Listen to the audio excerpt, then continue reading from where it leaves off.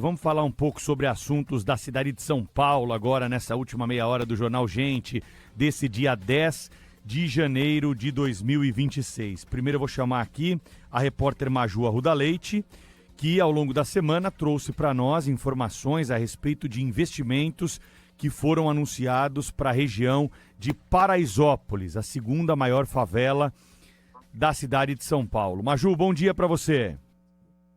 Oi, Pedro, tudo bom? Bom dia a você, bom dia a todo mundo ligado aqui na Rádio Bandeirantes. A Prefeitura de São Paulo apresentou esse projeto como um projeto que vai transformar a favela de Paraisópolis com investimento de 1 bilhão e 700 milhões de reais.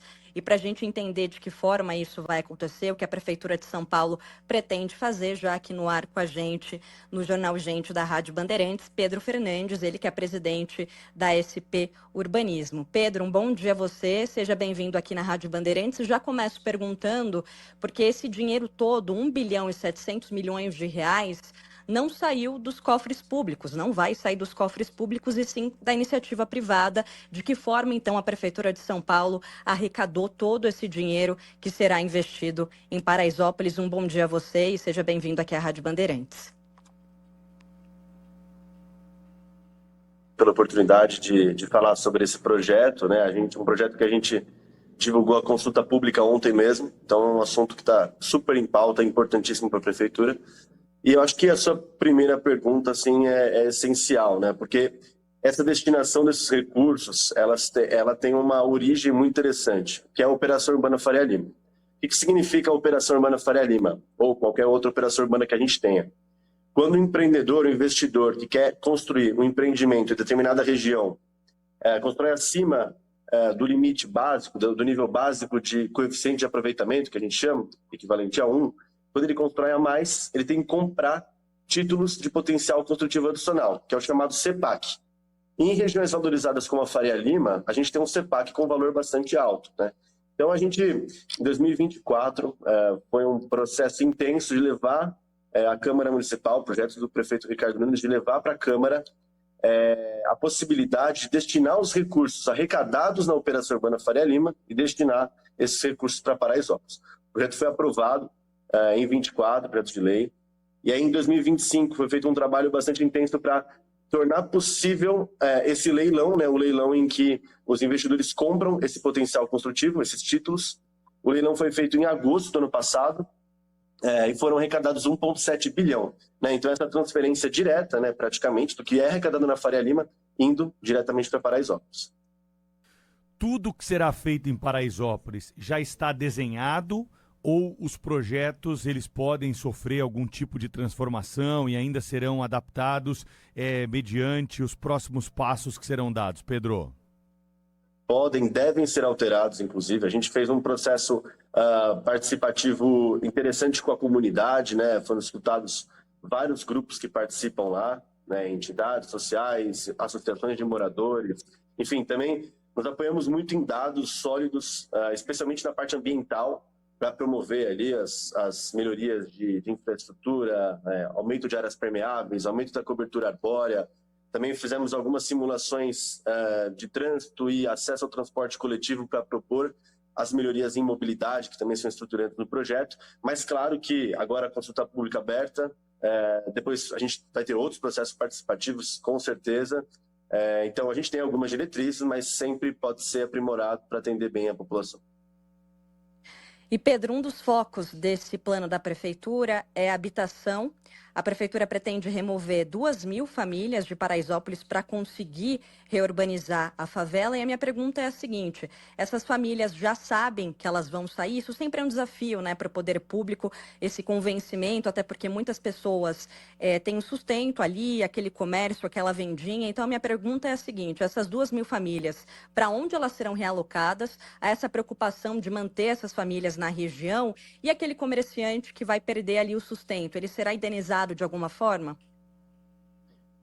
Olha, essa questão a gente tem que falar em remoções, né? Eu acho que eu prefiro até falar em reassentamento, porque o projeto ele prevê um equilíbrio completo entre aquelas pessoas que, por algum motivo, devem sair para a implantação de melhorias que são para o todo, né?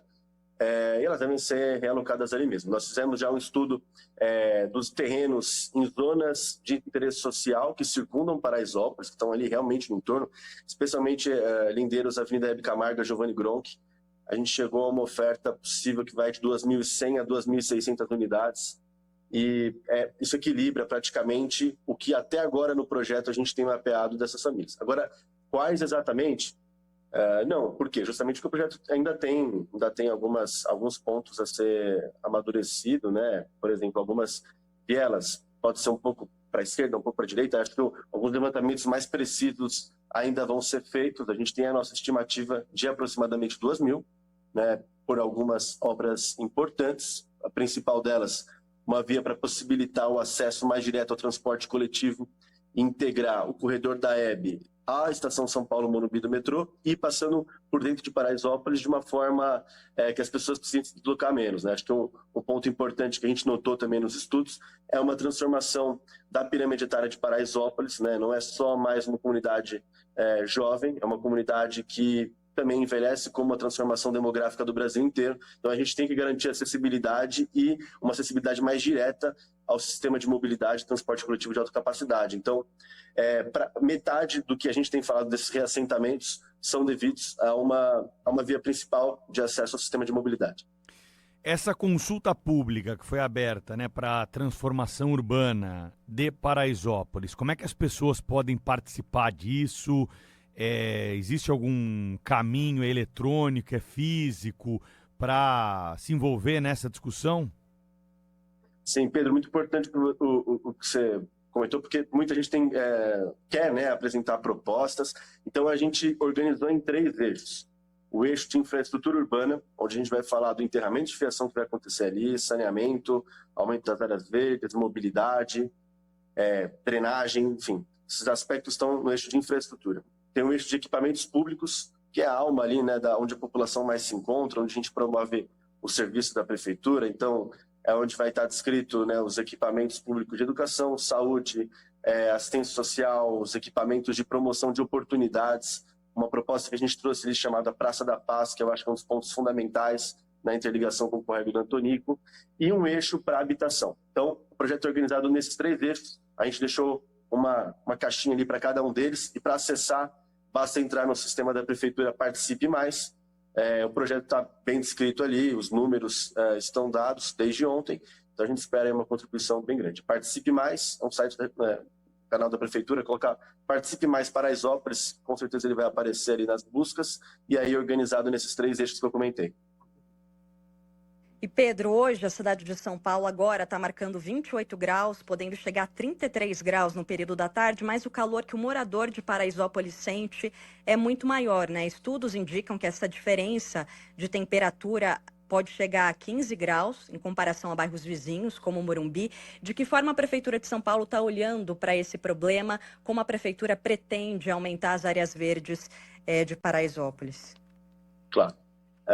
Vou te dar um exemplo. Essa pergunta, Major, talvez seja uma das mais importantes, porque a gente está falando de um quadro de desigualdade climática, né?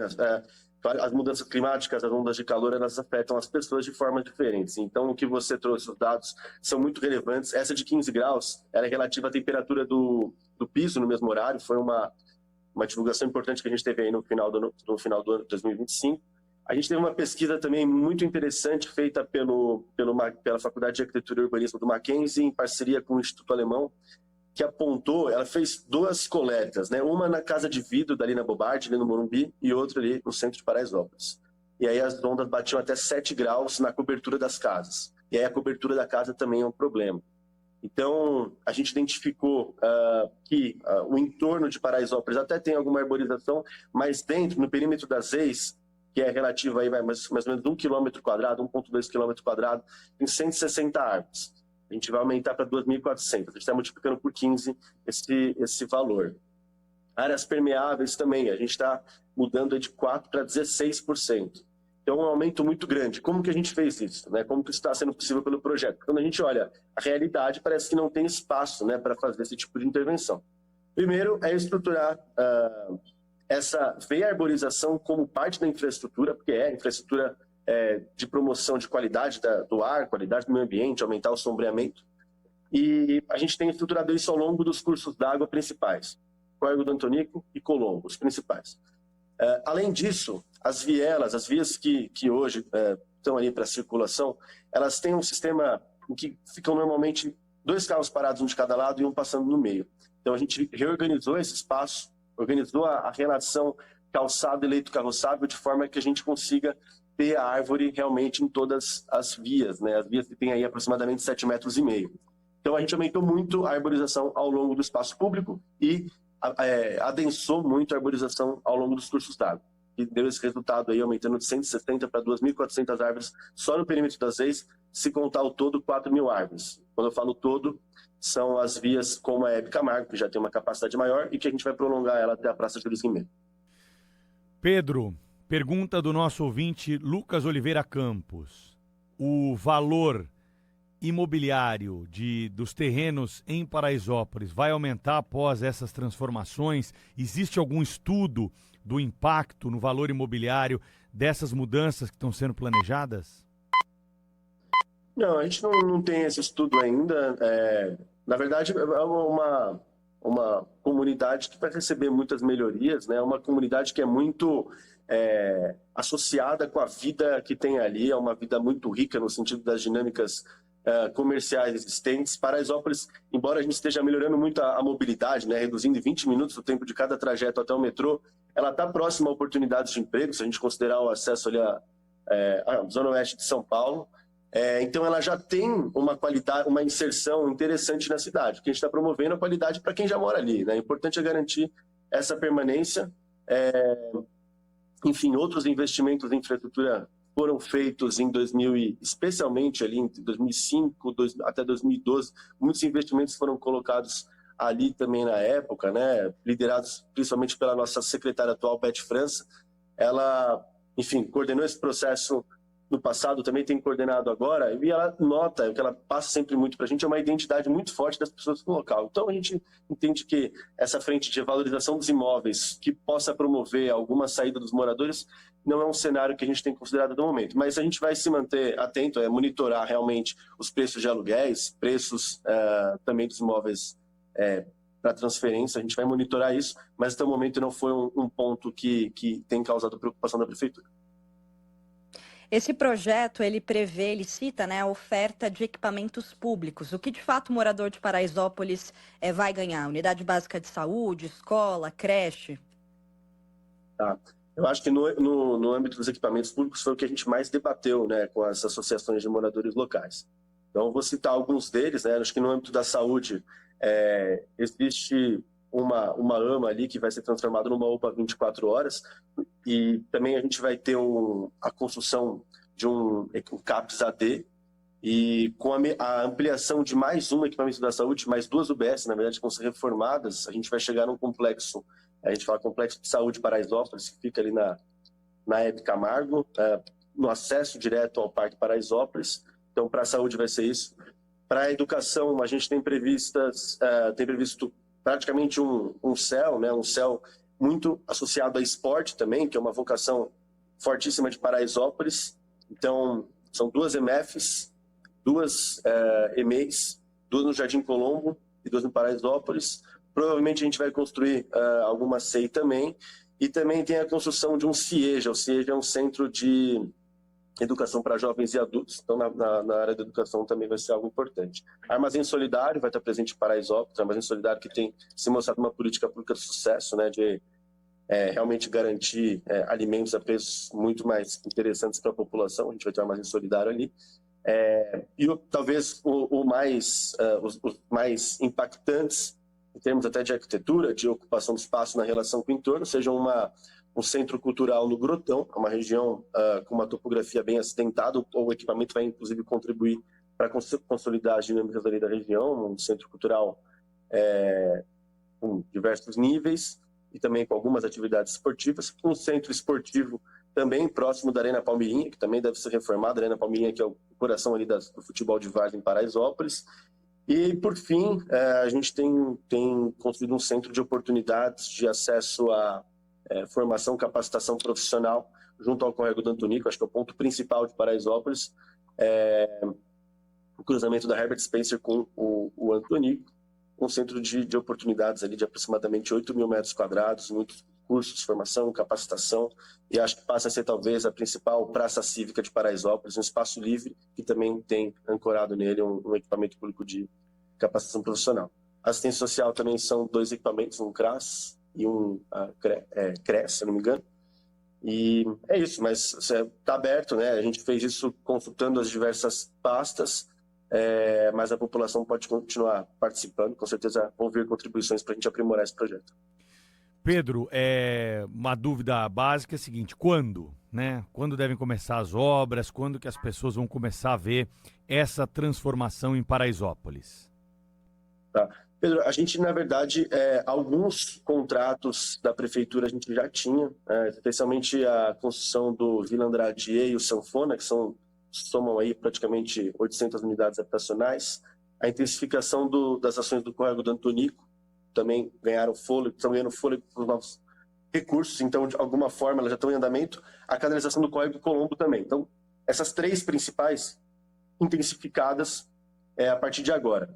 Mas as demais, especialmente os equipamentos públicos, a gente deve ter, em primeiro lugar, com certeza ainda no final do ano licitado, contratados, né, os da saúde, a formação desse complexo de saúde, e as demais, especialmente de infraestrutura, né, são, digamos assim, que está sendo consolidado nesse contrato novo que a gente vai fazer. Então, isso também deve ser contratado ainda em 2026, né, a consulta pública vai embasar esse edital que está sendo construído em paralelo, e é isso, quando tem algumas ações já em andamento, mas a maioria delas muito intensificadas a partir do ano que vem. Bom, então essa consulta pública está aberta justamente para o morador, para a sociedade poder opinar e sugerir. A licitação tem alguma previsão de quando essa licitação, esse edital será aberto? Primeiro semestre desse ano, com certeza. Primeiro semestre desse ano, é isso. A gente tem alguns prazos legais, a gente quer acelerar o máximo possível, né? É o desejo do prefeito, ele é um projeto especial, muito especial para ele, por ter conduzido desde a formulação da lei, a arrecadação do recurso, agora o projeto e implementar as obras, né? Então, um ciclo completo dessa política pública tão intersecretarial, com várias dimensões, né? Com essa abordagem climática.